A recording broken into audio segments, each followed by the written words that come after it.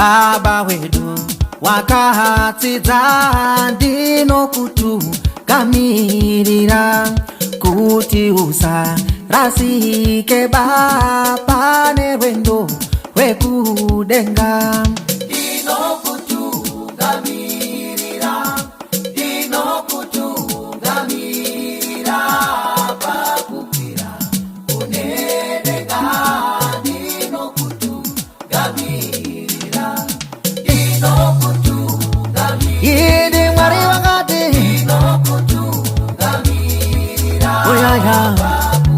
Aiwa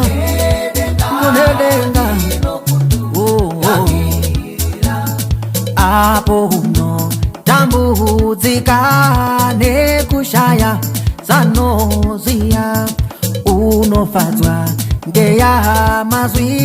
ndinokutungamirira una Mwari wakati ayaya una kunedenga Mwari wakati iri Mwari wakati ayaya aiwa kunedenga kuti hama zako dzafa uchidzichemera kwazo unofunga aya mazwi ndinokutungamirira Mwari wakati iri Mwari wakati oyaya aiwa kunedenga Mwari wakati iri Mwari wakati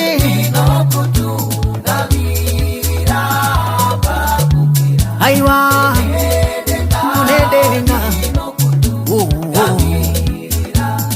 apo uno komborerwa moyo wako unofara unodisa aya mazwi ndinokutungamirira Mwari wakati ona Mwari wakati rapa kupira kunedenga Mwari wakati Mwari wakati rapa kupira kunedenga mangwanani ese unokari zira iye nechidzidzo chakanaka ndinokutungamirira una Mwari wakati oyaya aiwa kunedenga Mwari wakati aiwa Mwari wakati oyaya aiwa kunedenga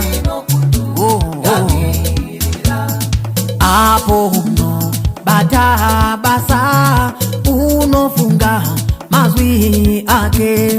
uyo waka kutsidzira ndinokutungamirira iri Mwari wakati oyaya aiwa